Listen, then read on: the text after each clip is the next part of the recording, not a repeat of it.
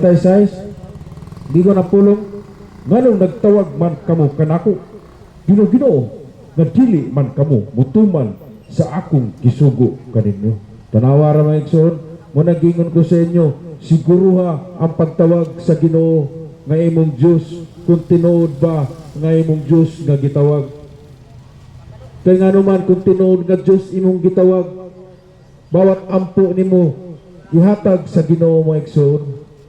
Kay karon dinis kalibutan mga igsoon, daghan magpatotoo nga siya ang Ginoo. Mo ka na mga igsoon, kay pag ang sa pagtuman ani mga igsoon, kung gigugma nimo ang Ginoo igsoon, makabuhat jud ka sa mga sugo. Kay ingon diri mga igsoon, nga dili man kamo magbuhat sa akong gisugo kaninyo. Kung ikaw Ginoo, ay ikaw igsoon, kung wala si Jesus sa iyong kasing-kasing, dili ka makabuhat sa iyang mga sugo mga igsoon. Muna sa karon mga igsoon, i-acknowledge dato ang Holy Spirit ug tutok kita sa Ginoo, kay diha niyo masayran ang tinuod nga Dios nga atong gilagaran mga igsoon. Padayon ta mga igsoon, nagingon diri sa Eclesiastes 2 verse 13, gingon diri, ug nasayran ko nga mas maayo ang kaalam kaysa kabuang, sama nga mas maayo ang kahayag kaysa kangitngit.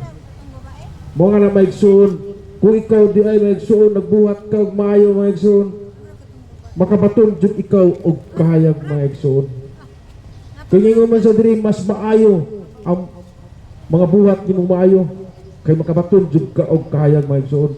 Kaya nga po diri, kaysa kabuang, kung ikaw nagbuhat og puro kabuang, mga istoryang wa hinungdan, nangingon diri, kaysa kangit-ngit jud ka kaadto mga igsoon.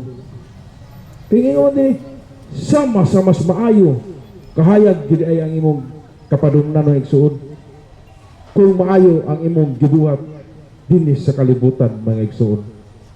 Kung kabuang sa imong gibuhat, kangit-ngit gid ang may adto sa imong gibuhat mga igsoon. Padayon ta mga igsoon, nigingon diri sa Timoteo 6 versikulo 5, pingo 6, nigingon diri ang pulong sa Ginoo, gugmaa ang Ginoo nga inyong Dios sa tibuok ninyong kasing-kasing kalag ug kusog. Tanawa ra mga igsoon, kung ikaw man nahigugma sa Dios, ihurot og gugma nga daw sa Dios mga igsoon. Kay kung once nga ikaw nahigugma, makabaton pag ikaw kusog mga igsoon. Mga nakana mga igsoon, kinanglan may gugma ta sa Ginoo mga igsoon, dili magduha-duha o dili magluya-luya, higugmaon nato sa hingpit sa atong kasing-kasing mga igsoon. Kay daghang klase nga gugma mga igsoon, sama sa tao na higugma ka, instant karon nga adlaw mo na gitawag og heroes. Muna mga igsoon, kung ikaw na tinuod-anay nagigugma ato sa Ginoo nga kinasing-kasing, mo ka na ang tinuod na gugma mga igsoon. Mo ka na ang pag-remind kani ka nato mga igsoon, once nga ikaw may gugma ato sa Ginoo, tinuod-anay na gid ang gugma mga igsoon.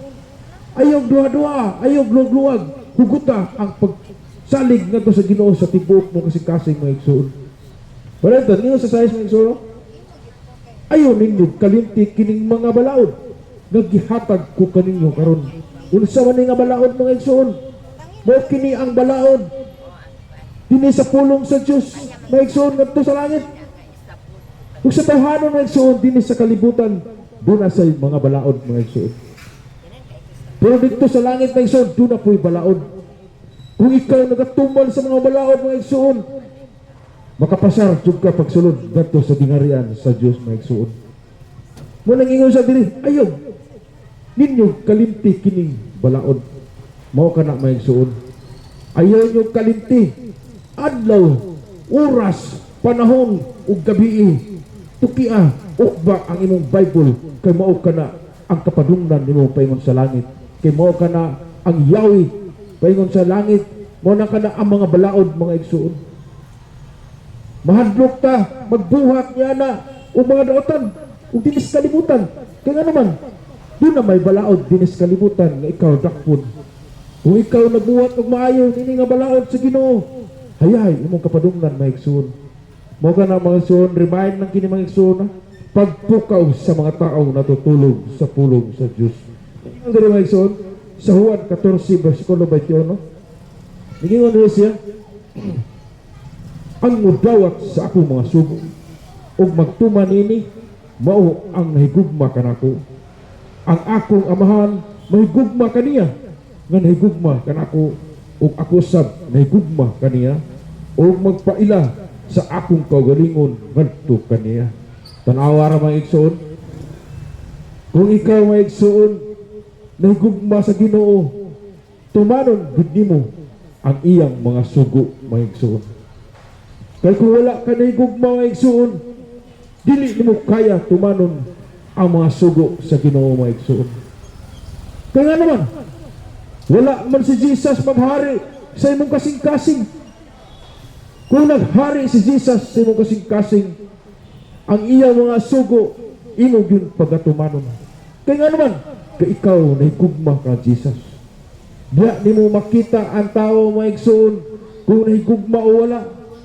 Kung once nahigugma ka sa Ginoo, unsay nakabutang sa Bible sa iyang mga sugo imo ginang pagatumanon.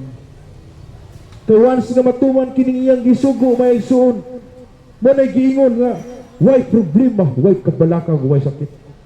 Kaya nga naman, ang sugo sa Dios imo mang gituman kung ikaw nahigugma sa Dios. Mao kana mga igsoon, padayon ta mga igsoon.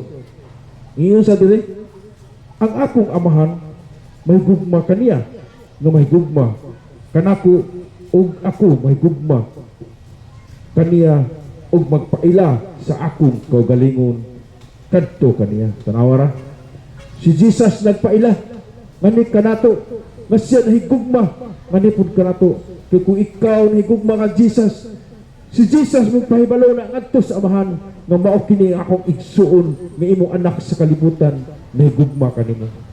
Hayahay kayo, di ba? Kung ikaw diay nahigugma, anindot kayo imong kinabuhi mga igsoon.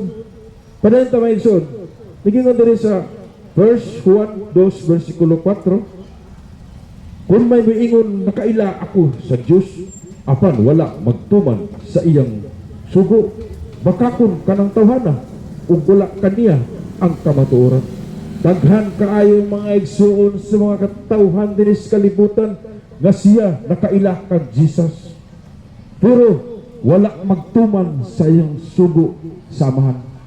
Nakailangan lang siya nakaila, pero wala siya nagtuman sa Ginoo mga igsoon.